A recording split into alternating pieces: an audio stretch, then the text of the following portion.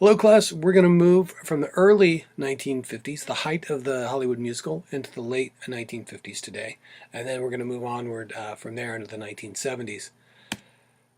So the advent and popularity of television, cutting into movie ticket sales, and this is something that happened after World War II and moving onward into the 1950s, the studio slowed production of original musicals, which are really, really expensive to make because of all the lavish sets, and then of course you have to pay the performers and all that stuff. Broadway adaptations became the predominant musicals because it's easier to take something that's pre-existing and already popular than to start from scratch.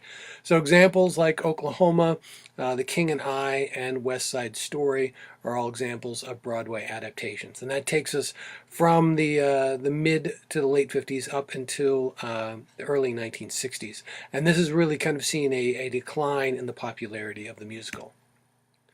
So West Side Story, which was one of the last big musicals that was really popular, directed by Robert Wise, who also did The Day the Earth Stood Still, The Sound of Music, and also The Haunting. He did all sorts of films. And Jerome Robbins, who was the choreographer. The score was composed by Leonard Bernstein and lyrics by Stephen Sondheim. So West Side Story is a really, really big, very popular musical, which sometimes I show in this class, but I'm carving it out of the way, and then we're going to move straight into the late 60s and early 1970s.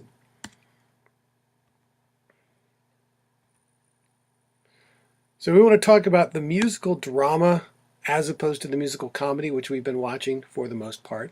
And West Side Story is a bit of a musical drama as well. There are some comedic parts, but I don't think they're entirely intentional.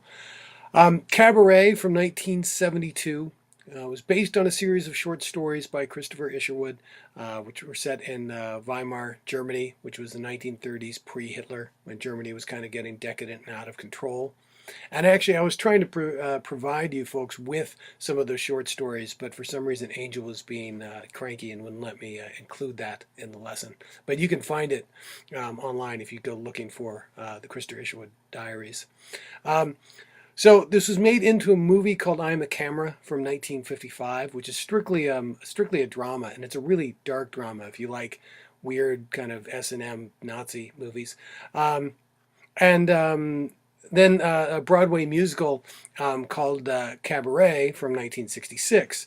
Now, the movie we're going to watch is a little bit different from the Broadway musical.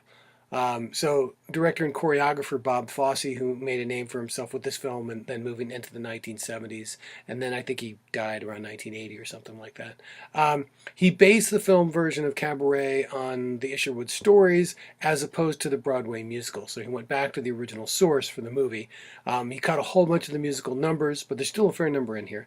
And he also restored the sexuality of the main character. Hint, he's gay, and created a musical drama which would accurately portray the era and the rise of the Nazi Party and dealing with some of the sexual politics attached to this.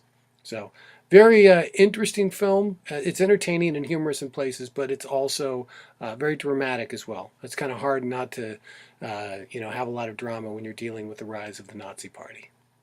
Enjoy.